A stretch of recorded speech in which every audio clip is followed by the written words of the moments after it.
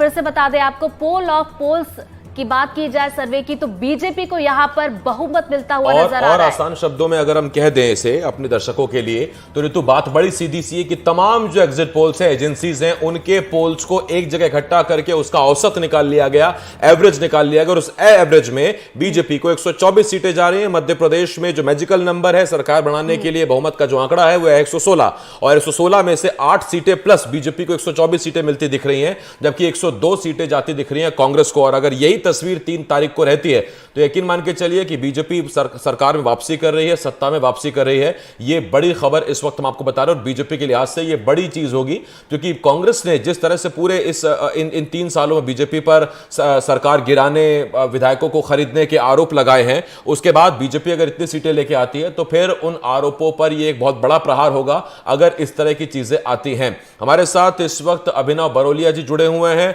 उनके पास हम चलते हैं। अभिनव जी, मैं आपके पास फिर से आ रहा हूं एक बार। पोल्स ऑफ पोल यानी और उस पर बात करेंगे, लेकिन छत्तीसगढ़ की स्थिति बात कर लेते हैं।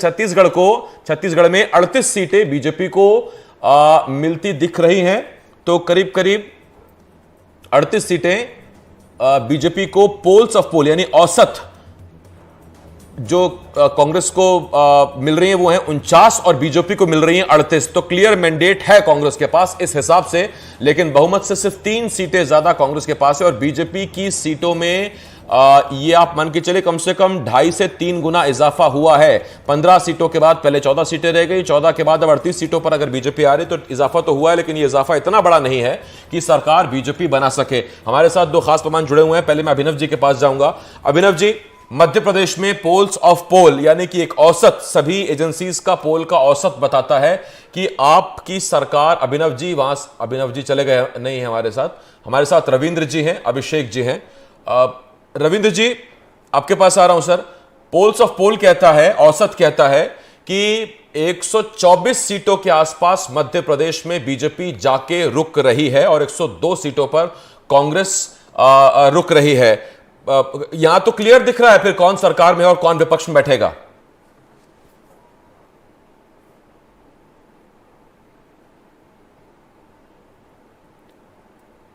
रविंद्र सर, आवाज आ रही है आपको? नहीं, मैं सुन नहीं पा रहा रविंद्र सर आपको। अभिषेक जी, आपको आवाज आ रही है सर? मुझे आपकी आवाज सुनाई दे रही है। ठीक है रविंद्र जी, बोलिए सर। देखिए, जिस तरह से ये जो भी एग्जिट पोल्स आए हैं और ऑल ऑफ द पोल्स आपने बताया कि बीजेपी की सरकार बन रही है, तो उससे ये लगता है कि जो पूरी कवायद की, जो चुनाव की पूरा प्रचार हमने देखा और उसके पहले करीब 5-6 महीने का जो माहौल था, जिसमें लगातार ये दिखाई दे रहा था कि कांग्रेस बहुत कंफर्टेबल सिचुएशन में है और इस बार जनता शायद 18 साल का जो सरकार है उसको खिलाफ मतदान करेगी। लेकिन ये तो बड़ी अचरज की बात है कि जो जमीन पर हम लोगों को अनुभूति हो रही थी, एग्जिट पोल्स में ठीक उससे उलट नतीजे दिखाई दे रहे हैं। एग्जिट पोल से पहले, यानी कि जब वोटिंग तक भी तमाम जो जानकार थे और लोगों से जिनसे भी बात उस इलाके में हम लोग घूम के कर रहे थे, तो सब लोगों का यही कहना था कि कांग्रेस पार्टी की सरकार आसानी से बन जाएगी। और क्योंकि इसका सबसे बड़ा कारण यही था कि कांग्रेस ने जिस तरीके से एक यूनाइटेड फेस पोज किया था और कमलनाथ को चेहरा बनाकर जो चुनाव लड़ा था, उसके ठीक विपरीत बीजेपी जो है वो एक डिवाइडेड हाउस की तरह दिख रही थी। उनको अपने केंद्रीय मंत्रियों और सांसदों को उतारना पड़ा। और अब शिवराज सिंह चौहान, जो जिनको की पहली सूची में टिकट तक भी डिक्लेयर नहीं किया गया था और दूसरी सूची में भी जब डिक्लेयर किया गया था तो उनको बड़ा संघर्ष करना पड़ा था। एक बार तो शिवराज सिंह चौहान को ये तक बोलना पड़ा कि जब ये मामा चला जाएगा तो आपको बड़ा याद आएगा। उसके बाद किस तरीके से चुनाव ने रिबाउंड किया है और वो यकीनन जो बीजेपी की स्ट्रेटेजी है और चुनाव प्रबंधन है, वाकई उसकी दाद देनी पड़ेगी अगर इस तरीके से है। क्योंकि आपने भी जो पहले वाले मित्र थे वो बात कर रहे थे कि मंदसौर और नीमच वाला इलाका जो है, मालवा का जो मालवा निमाड़ का, तो उस इलाके में हमने देखा था कि गोलीबारी हुई थी और जिसमें कई किसानों की मौत हो गई थी। उसके बाद वहां पर विरोध हुआ था, जो 2018 के चुनाव में हमको देखने को मिला था कि उसके नतीजे जो बीजेपी के खिलाफ गए थे और कांग्रेस पार्टी को वहां पे काफी अच्छी जो है वो सीट मिली थी। लेकिन अगर इस बार वहां पर बीजेपी गेन कर रही है तो ये बड़ी अचरज की बात है कि फिर वो किसानों का जो पूरा आंदोलन चला था, जो करीब 13 महीने तक दिल्ली की सरहदों पर बैठे रहे और जिसका कि वहां से भी काफी लोग इस आंदोलन में आए थे, तो ऐसा बदलाव क्या हो गया। और साथ ही जी, और साथ ही साथ देखिए कि जो ज्योतिरादित्य सिंधिया का जो चंबल वाला इलाका ग्वालियर का है, वहां पर भी ये कयास लगाए जा रहे थे कि ग्वालियर का जो इलाका है वहां पर सिंधिया के जाने से कंफ्यूजन पैदा हो गई है।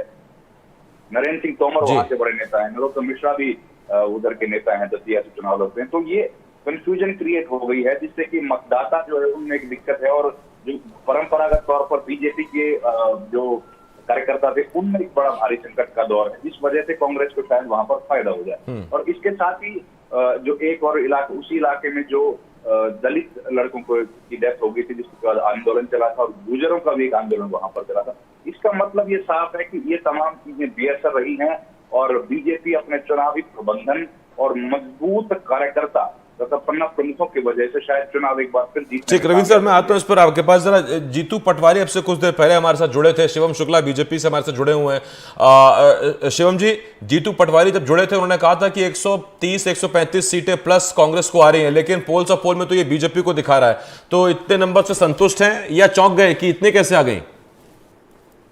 देखिए, सबसे महत्वपूर्ण चीज यह है कि जीतू पटवारी जो खुद की सीट कितने मार्जिन से जीत रहे हैं अथवा हार रहे हैं, इस बात पर उनको कोई निश्चिंतता नहीं होगी। लेकिन इसके बावजूद भी पूरे प्रदेश के दावे कितने बेफिक्र होकर के कर रहे हैं, उस पर ज्यादा विश्वास करने की आवश्यकता नहीं है। मध्य प्रदेश में भारतीय जनता पार्टी के केंद्र से लेकर के बूथ तक के कार्यकर्ता ने पूरी मेहनत के साथ चुनाव में लड़ा है और जो एग्जिट पोल में बड़े बृहत्तर स्तर पर हम देख रहे हैं, वह उसी ओर इंगित कर रहे हैं कि मध्य प्रदेश की जनता ने जो अपना विश्वास भारतीय जनता पार्टी के ऊपर विगत 2 दशकों में रखा है, उसको और ज्यादा दृढ़ रखा है। और इन चुनावों में भी प्रधानमंत्री जी की गारंटी, हमारी 2 डबल इंजन की सरकारों के विकास के कार्य, हमारी लीडरशिप की लोकप्रियता, हमारे कार्यकर्ताओं का समर्पण, यह तमाम चीजें हमें चुनाव में अपराजित बना रही हैं। पूरे तीनों जो हिंदी हार्टलैंड के राज्य हैं, छत्तीसगढ़ में भी आप देखिएगा जिस प्रकार की स्थिति थी, वहां पर भी हम अच्छी पोजीशन में है, राजस्थान में भी हमारी सरकार बनने जा रही है। तो स्वाभाविक तौर पर जनता का प्यार और आशीर्वाद भारतीय जनता पार्टी को मिला है। प्रधानमंत्री जी ने स्वयं 1 दर्जन से ज्यादा रैलियां मध्य प्रदेश में संबोधित की, तकरीबन हर दिन हुई। वह चुनाव से 14 दिन पहले मध्य प्रदेश में रहे हैं। मुख्यमंत्री जी ने 160 से ज्यादा सभाएं की, हमारे प्रदेश अध्यक्ष ने 60 से 70 के करीब सभाएं की, सिंधिया जी ने 80 सभाएं की, तोमर जी ने अपनी व्यापक जनसभाएं की।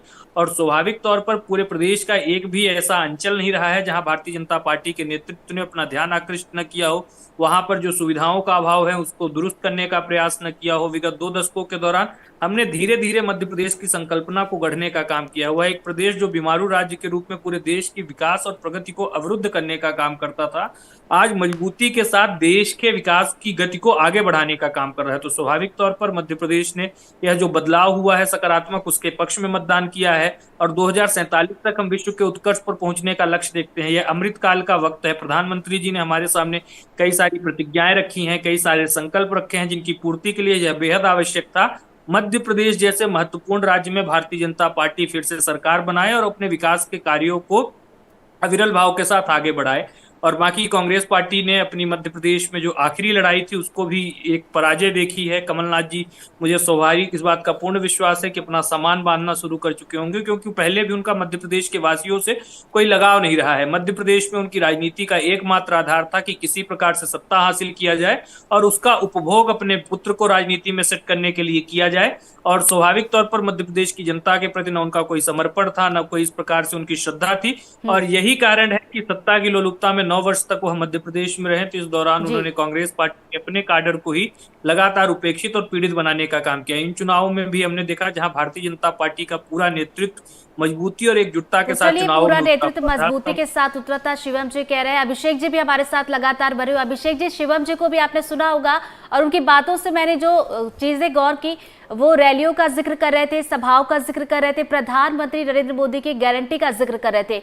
तो क्या यही वजह है कि बीजेपी कमाल करती हुई दिख रही है? पोल्स ऑफ पोल में देखा जाए तो 124 बहुमत का आंकड़ा जो बीजेपी का नजर आ रहा है। अभिषेक जी, बिल्कुल, देखिए, अगर किसी भी एक चीज़ को क्रेडिट मिलेगी तो वो तो इस बात को क्रेडिट मिलनी चाहिए कि प्रबंधन किस तरीके से हुआ। विपक्ष का तो काम है कि वो इनकम्बेंसी, जो एंटी इनकम्बेंसी है उसको पूरा भुनाए। जो एक जड़ता आ चुकी थी बीजेपी की लगातार की शासन व्यवस्था से, उसके खिलाफ एक नैरेटिव खड़ा करे, उसके खिलाफ बोले। ये सब विपक्ष में बैठी हुई कांग्रेस का काम था। वो अच्छे से डिलीवर नहीं कर पाई, तभी एग्जिट पोल इस तरीके के हैं। लेकिन ये एग्जिट पोल अभी पूरा सच नहीं है, हमें इंतज़ार करना चाहिए 3 तारीख तक का, जब पूरी काउंटिंग होगी। लेकिन अगर ये ट्रेंड है तो इस ट्रेंड के हिसाब से भी हम अगर इस चीज़ को पकड़ने की कोशिश करें तो इसमें सबसे बड़ी जो जैसे कहते हैं प्रबंधन की बात कि दिल्ली के जो नेता थे वो रात में दिन में दिल्ली में काम करते थे और रात में 9 बजे मध्य प्रदेश जाते थे और 9 बजे से लेकर रात मध्य रात्रि तक उनकी मीटिंग चलती थी। जो भी बड़े नेता थे बीजेपी के वो लगातार कैंप कर रहे थे। उन्होंने अपनी रणनीति में इतना भारी परिवर्तन किया कि केंद्रीय मंत्रियों को एमएलए के चुनाव लड़वा दिया और एक जिले से 2 मेंबर ऑफ पार्लियामेंट चुनाव लड़ रहे हैं, प्रहलाद पटेल और उदय प्रताप सिंह नरसिंहपुर जिले से। तो ऐसा बहुत कम हुआ है भारत की राजनीति में कि इस तरीके से केंद्रीय मंत्रियों को विधानसभा के चुनाव में झोंक दिया जाए। जब किसी को मुख्यमंत्री का चेहरा बनाना होता है तब इस तरीके की बातें होती है। तो अगर कहीं जीत हो रही है इन एग्जिट पोल्स के रुझानों से तो वो प्रबंधन की जीत है और उसमें बहुत बड़ा रोल उन नेताओं का है जो लोग लगातार बीजेपी के हाउस को ऑर्डर में रख पाए, क्योंकि इस बार पूरी सिर फुटबॉल के पूरे चांस थे जो हो नहीं पाया है। बड़े नेताओं को उनके रीजन में जाकर कहा गया कि वो अपने इलाके में जाकर चुनाव लड़वाएं और वीडी शर्मा हो चाहे बाकी के लोग हों, जितने भी आपस में जिसके भी जितने भी डिफरेंसेस थे या उनको केंद्रीय नेताओं ने या केंद्रीय नेतृत्व ने कंट्रोल करने में कामयाबी हासिल की है, इसमें कोई शक नहीं अगर ये एग्जिट पोल सही है तो। दूसरी सबसे बड़ी बात ये कि जो कांग्रेस का नैरेटिव था क्या वो फेल हो गया है, ये कांग्रेस को 3 तारीख को जवाब मिल जाएगा और बीजेपी को भी इसका जवाब मिल जाएगा। बीजेपी की फ्लैगशिप एक स्कीम ने शायद बहुत बड़ा परिवर्तन कर दिया है। अगर 150 का आंकड़ा आ रहा है तो आप समझिए कि कुछ बड़ा भूचाल हो चुका है मध्य प्रदेश की राजनीति में, जहां पे इनकम्बेंसी इतनी ज्यादा है, प्रो इनकम्बेंसी शिवराज सिंह जी के लिए या उन बीजेपी की सरकार के लिए इतनी ज्यादा है कि लोग भर भर के वोट दे रहे हैं, झोली भर रहे हैं उनकी। और इससे एक धारणा और टूट जाएगी जब भी पुराने राजनीतिक विश्लेषक अभिषेक जी बात करते थे तो हम पुराने दौर में ये बात करते थे कि अगर वोटर बाहर निकला है और बड़ी तादाद में निकला है इसका मतलब वो मौजूदा व्यवस्था को बदलना चाहता है। लेकिन अगर इस बार वोटिंग परसेंट बढ़ा है और वो भी जाके अगर प्रो इनकम्बेंसी के लिए बढ़ा है तो फिर ये वो धारणा टूट जाएगी कि वोटर निकला है तो वो सरकार बदलने के लिए ही निकला है। इसका मतलब अब अगर वोटर निकला है तो सरकार को रिटेन करने के लिए निकला है। मैं जरा अभिनव जी के पास जा रहा हूं। अभिनव जी, ये जब जीतू पटवारी का सवाल मैंने शिवम जी से पूछा था तो उन्होंने कहा कि जीतू पटवारी अपनी खुद की भी सीट जीत रहे हैं। अभिनव जी तक आवाज नहीं जा रही। वैसे राहु का जो समीकरण था ये कि 210 नंबर सीट मालवा निमाड़ की राहु, जहां से जीतू पटवारी लड़ते हैं और जीतू पटवारी के खिलाफ मधु वर्मा लड़े थे 18 में भी, इस बार फिर से वो उनके सामने खड़े हुए हैं। और आंकड़ा जो है वो ये कि मधु वर्मा जब चुनाव लड़े तो उस वक्त करीब 74.5% के आसपास वोट पड़ा था राहु में, जहां तक मुझे याद आता है। और उसके बाद अभी जो वोटिंग हुई करीब 76% के आसपास हुई है, यानी 1.5% वोटिंग का इजाफा ही हुआ है। तो वो 1.5% अब वो जीतू पटवारी के खिलाफ गया है या जीतू पटवारी के समर्थन में गया, ये तो खैर आगे चीजें होंगी। लेकिन ये सिर्फ एक सीट की बात थी। हमारे साथ शिवम जी भी हैं और अभिषेक जी भी हैं। शिवम जी, मैं आपके पास आ रहा हूं। शिवम जी, एक सवाल आपसे, ये आंकड़ा तो आपके लिहाज से ठीक है 124, लेकिन मैजिकल नंबर से इतना बड़ा आंकड़ा भी नहीं, क्योंकि ये एग्जिट पोल है, एग्जैक्ट पोल नहीं है, तो ये इतना बड़ा भी नहीं है। तो इस आंकड़े से सेटिस्फाई हैं या आपको लगता है कि नहीं मामला तो है डेंजर जोन में, ऐसी कोई बात नहीं? देखिए, भारतीय जनता पार्टी जनता की नब्ज को समझती है। हमारे कार्यकर्ता बूथ पन्ना स्तर तक हैं और उनका फीडबैक संगठन के पास पहले से है। यह तमाम चीजें आज एक मीडिया का चैटर हो सकता है, यहाँ पर यह एक चर्चा का विषय हो सकते हैं, लेकिन भारतीय जनता पार्टी का संगठन जिस सूक्ष्मता के साथ काम करता है, तो चुनाव की जैसे ही मतदान होते हैं उसके साथ ही साथ हमारे पास एक एस्टिमेशन आ जाता है स्थिति क्या होने वाली है। तो स्वाभाविक तौर पर हमारे नेतृत्व को इस बात का पूरा एहसास था कि मध्य प्रदेश में भारतीय जनता पार्टी एक कंफर्टेबल पोजीशन में है और हम एक कंफर्टेबल विक्ट्री की ओर आगे बढ़ रहे हैं। और बाकी जहां तक बात रही एग्जिट पोल की, तो मुझे वह शेर याद आता है कि तेरे वादे पे जिए हम तो ये जाना कि खुशी से मर न जाते अगर एतवार होता। तो भारतीय जनता पार्टी किसी सर्वे के आधार पर, किसी इस प्रकार से डेटा या पोल स्ट्रेटजिस्ट के आधार पर अपनी रणनीति को नहीं बनाती है, ना ही हम उसको देख करके अतिरिक्त उत्साह में आते हैं। जनता की नब्ज समझना भारतीय जनता पार्टी के लीडरशिप से को आती है। स्वाभाविक तौर पर हमारे जितने भी नेता कार्यकर्ता हैं सब जमीन स्तर से उठ करके ऊपर स्थिति तक आए हैं, तो उनको जनता किस ओर देख रही है, जनता का रुझान क्या है, वो स्पष्टता के साथ समझ में आता है। हम शुरुआती दिन से बोल रहे थे कि मध्य प्रदेश में प्रधानमंत्री जी की व्यापक लोकप्रियता है, हमारी जन कल्याण की योजनाएं जिनको हमने 100% सेचुरेशन के साथ लास्ट माइल डिलीवरी की है, बगैर 1 रुपए का भ्रष्टाचार किए, उनका एक अपना प्रभाव है। विकासवाद और राष्ट्रवाद की राजनीति जो भारतीय जनता पार्टी केंद्र से लेकर के प्रदेश तक करती है, उसका प्रभाव है। चुनाव लड़ने की जो हमारी एक संगठनात्मक मशीनरी हमारे पास है, हमने देखा कि हमारे लगभग 65,000 जो बूथ है मध्य प्रदेश में, वह तमाम बूथ डिजिटलाइज हैं। हमारी सरकार ने मध्य प्रदेश को 2003 बनाम 2023 का अपना एक रिपोर्ट कार्ड हुई मध्य प्रदेश की जनता के सामने प्रस्तुत किया, जहां कांग्रेस पार्टी 1 और 15 महीने के बारे में तमाम दावे तो करती थी, लेकिन उन्होंने क्या करके दिखाया, उसका कोई रिपोर्ट कार्ड, उसका कोई इस प्रकार से जनता के सामने इस पे आपने जब बात कही ना कि सूक्ष्मता से, और आपके तो खैर वो त्रिदेव, वो पन्ना प्रभारी, वो और जो बनाए थे वो भी एक आपकी स्ट्रेटेजी का हिस्सा थे। अभिषेक सर, मेरा आपसे एक सवाल है। अभिषेक सर, देखिए मुझे याद है कमलनाथ कहते कहते थक गए कि अगर आपको शिवराज को हटाना है तो सरकार से नहीं बल्कि टक्कर उनके संगठन से लेनी पड़ेगी, उनके संगठन से सीख लेनी पड़ेगी। तो इन 3 सालों में सरकार जाने के बाद से आप कांग्रेस के संगठन को उस जगह पर खड़ा देख पाए हैं क्या कि वो बीजेपी के संगठन और उसकी रणनीति को जाके टक्कर दे सके? बिल्कुल देख पाए। देखिए, कमलनाथ जी संगठन के आदमी है भी नहीं, वो तो मतलब उनका काम मूल तौर पर तो बड़ा मैनेजमेंट करना है, जिसका अंदाज़ा हमारे दर्शकों को लग गया होगा, तो आप भी समझ रहे होंगे। तो जो बड़ा मैनेजमेंट है वो कमलनाथ जी कर सकते हैं, लेकिन जो संगठन में काम कर रहे थे वो दिग्विजय सिंह कर रहे थे। आप देखिए कि दिग्विजय सिंह की वो तस्वीरें भी आपको चंबल से दिख जाएंगी, जहाँ पर वो पीछे बैठकर कुछ लिख रहे हैं, कार्यकर्ताओं को सुन रहे हैं, उनके पॉइंट्स लिख रहे हैं। तो ये चुनाव तो संगठन के स्तर पर दिग्विजय सिंह ने लड़ा है, और उनकी संगठन की क्षमताएँ हैं। उनको आप वो अब एक तरीके से अलग किस्म से बदनाम हो गए मध्य प्रदेश और देश की राजनीति में अपने बयानों के चलते। वो एक उस बात को एक तरफ रख दें हम, तो ये बात है कि मध्य प्रदेश में अगर कोई कांग्रेस के संगठन को खड़ा करके चलाने की क्षमता रखता है तो वो दिग्विजय सिंह है।